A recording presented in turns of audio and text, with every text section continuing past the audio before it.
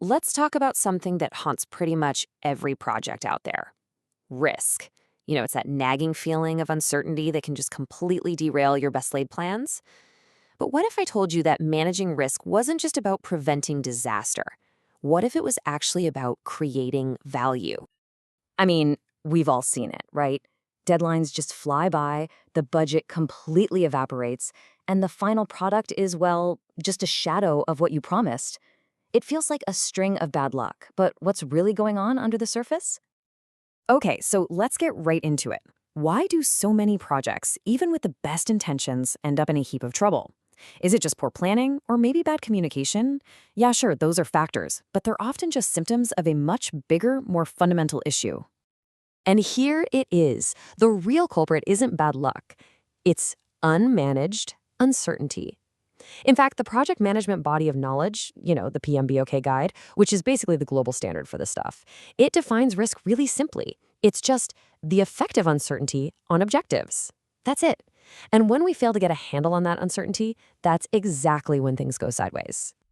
Now, this is where we have a bit of an aha moment, because when we hear that word risk, our brains immediately jump to danger, to loss, to all the bad things that could possibly happen. But you know what?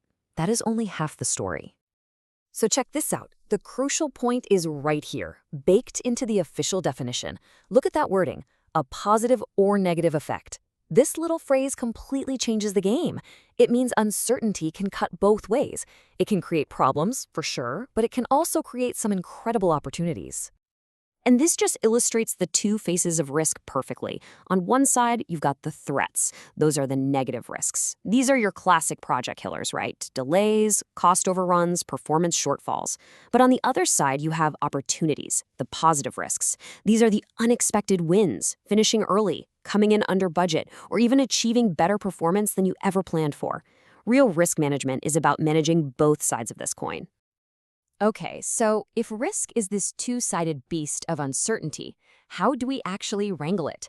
I know, it can seem totally overwhelming, but the whole PMBOK framework can be boiled down into a really simple but powerful four-step playbook.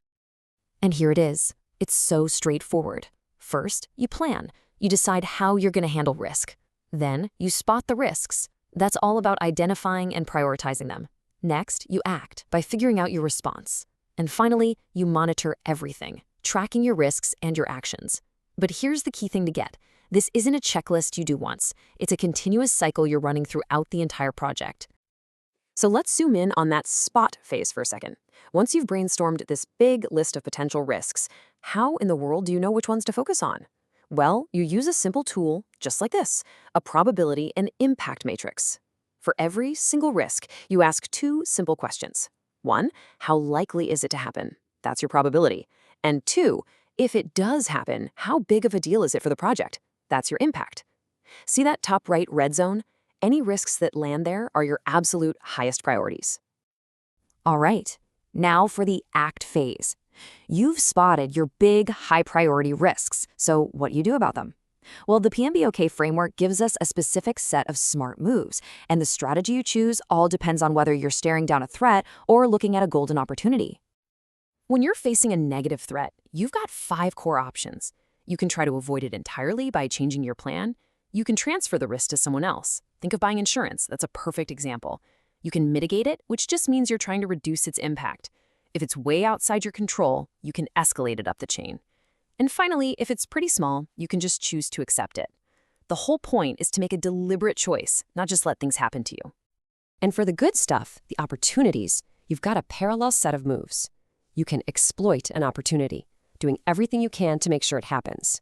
You could share it with a partner to maximize the gain. You can enhance it to increase its positive impact, or you can escalate it to someone who's in a better position to take advantage of it. And just like with threats, you can simply accept it. See the symmetry there? For every defensive move, there's an offensive one. That little trick makes the whole framework way easier to remember. So let's bring this all together now. This isn't just about filling out charts and making lists for the sake of it. This is a mindset. It's about proactively engaging with uncertainty instead of just reacting to it when it's already too late. And it's so important to remember that this playbook works on 2 different levels. At the micro level, you're managing those individual risks, the specific storm clouds you see on the horizon. But at the same time, you're also managing overall project risk, which is the cumulative effect of all those little clouds on your entire journey. It's kind of like the difference between spotting a single big wave and understanding that the entire tide is changing. You know, this quote from the PNBOK guide just perfectly captures the spirit of what we're talking about. It's not about avoiding risk at all costs. It's about choosing to take on risk in a controlled and intentional manner, because that is exactly how you create value. It's about making a deliberate choice to step into uncertainty to achieve something amazing. So I'll leave you with this one question.